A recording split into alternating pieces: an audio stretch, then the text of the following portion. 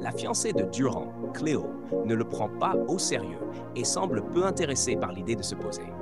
Elle préfère donner la priorité à sa beauté, oubliant l'importance de maintenir leur relation.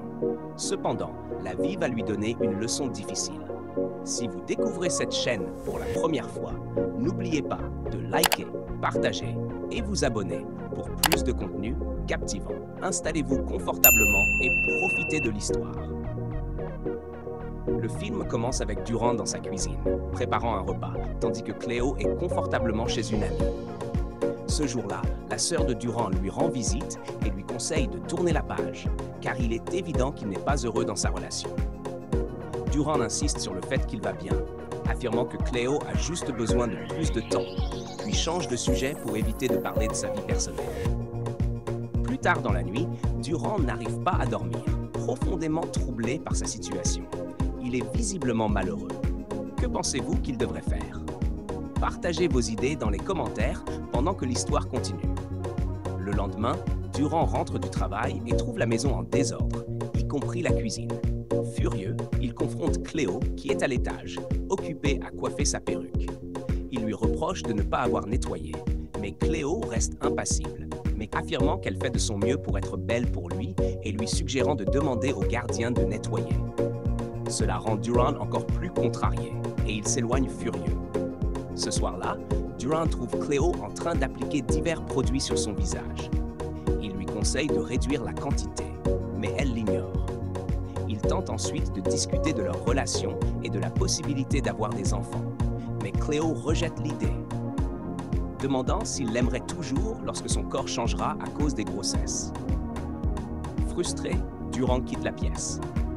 Le lendemain matin, Durand exprime ses frustrations, demandant à Cléo quand elle compte se poser, car ils ne rajeunissent pas. Cléo élude la question, demandant plus de temps, ce qui met Durand en colère. Elle s'éloigne, laissant la conversation inachevée. Cléo rend visite à son ami, qui lui conseille de prendre ses responsabilités et de fonder une famille. Cléo rejette ce conseil, affirmant qu'elle ne veut pas abîmer son corps en ayant des enfants. Son amie reste sans voix, alors qu'elle continue à boire du vin.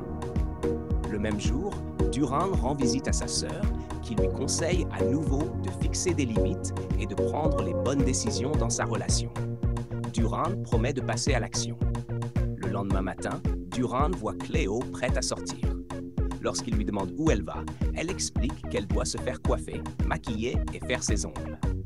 Quand il lui demande ce qu'ils vont manger, elle répond qu'elle achètera de la nourriture en revenant. Cela rend Durand furieux. Plus tard, Durand et Cléo passent du temps ensemble dans le salon. Durand lui masse les jambes et complimente sa beauté. Cléo demande alors 2 nouvelles perruques. Surpris, Durand accepte d'en acheter une, ce qui énerve Cléo, et elle quitte la pièce furieuse. Le lendemain, Cléo reçoit un appel l'informant que Durand a eu un accident. Elle se précipite à l'hôpital, où le médecin lui annonce que Durand a subi une blessure à la colonne vertébrale et qu'il risque de ne plus marcher. Un physiothérapeute est recommandé pour l'aider à se rétablir. Cléo est visiblement bouleversée. Lorsque Durand rentre chez lui, sa sœur remarque l'absence de Cléo. Durand explique qu'elle est allée se faire coiffer, ce qui choque tout le monde, compte tenu de sa condition. Durand confie à sa sœur qu'il a peur que Cléo cesse de l'aimer parce qu'il ne peut plus subvenir à ses besoins. Sa sœur le rassure, affirmant que tout ira bien. Le physiothérapeute commence à travailler avec Durand et conseille à Cléo de le soutenir durant cette période difficile. Un jour, Cléo rentre chez elle et découvre que la maison est impeccable. Elle se rend compte que le physiothérapeute a nettoyé la maison et prépare aussi un repas.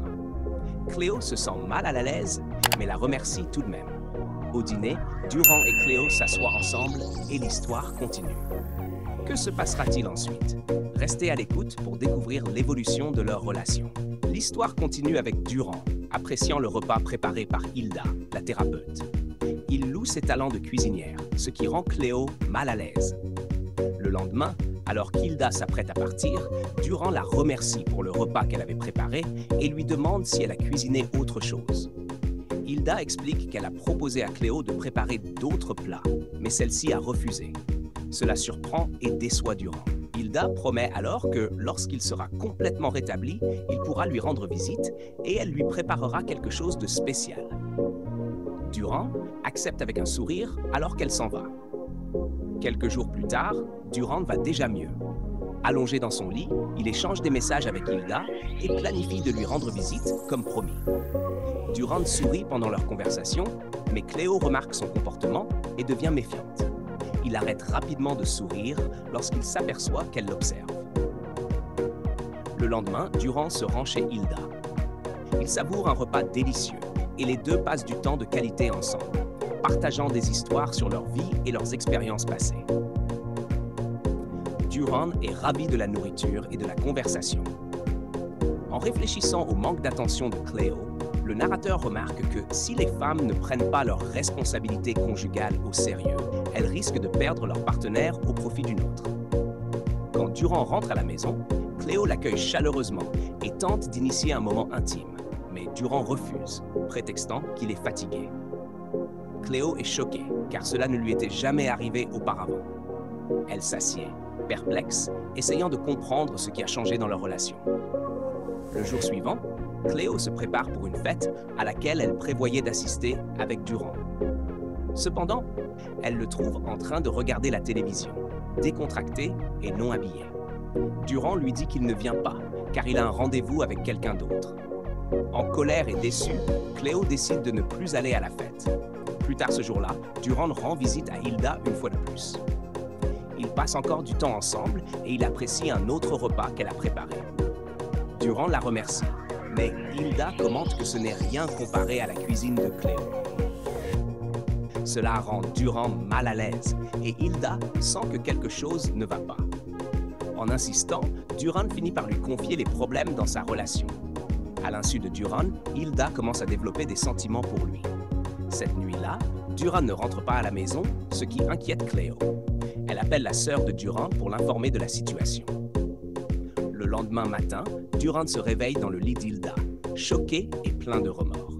Il se lève rapidement et rentre chez lui, nerveux à l'idée de ce qu'il dira à Cleo.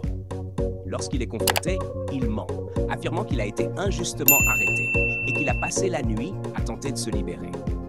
Cleo, inquiète pour lui, le console et ils montent ensemble à l'étage. Le lendemain, Cleo approche Durand et le surprend en lui confessant son amour et en acceptant de fonder une famille avec lui. Durand est surpris, mais il la prend dans ses bras, bien qu'il soit nerveux à cause des secrets qu'il cache encore. Plus tard, alors que Cleo fait la lessive, un message apparaît sur le téléphone de Durand, envoyé par Hilda. Il dit « Bonjour mon chéri, j'espère que tu viens ce matin. Je prépare ton plat préféré. » Cleo est dévastée, mais elle prétend ne rien avoir vu et laisse Durand partir. Cleo rencontre son ami, se confie et pleure sur la situation. Son ami la console, lui offrant du réconfort et des conseils. Lorsque Cleo rentre chez elle, Durand la trouve en train de pleurer et de boire. Il s'assied à ses côtés et elle s'ouvre à lui, parlant de ses peurs de l'engagement, enracinées dans son traumatisme d'enfance, lorsqu'elle voyait son père maltraiter sa mère. Elle s'excuse pour son comportement négligent et promet de devenir une meilleure version d'elle-même pour lui. Durand s'excuse également, lui avoue son amour et ils se prennent dans les bras, décidés à repartir sur de nouvelles bases. Alors, quelles leçons avez-vous tirées de cette histoire? N'oubliez pas de partager vos réflexions dans les commentaires. Merci d'avoir regardé. N'oubliez pas de liker, partager et vous abonner à cette chaîne incroyable pour d'autres histoires captivantes. À bientôt dans notre prochain film.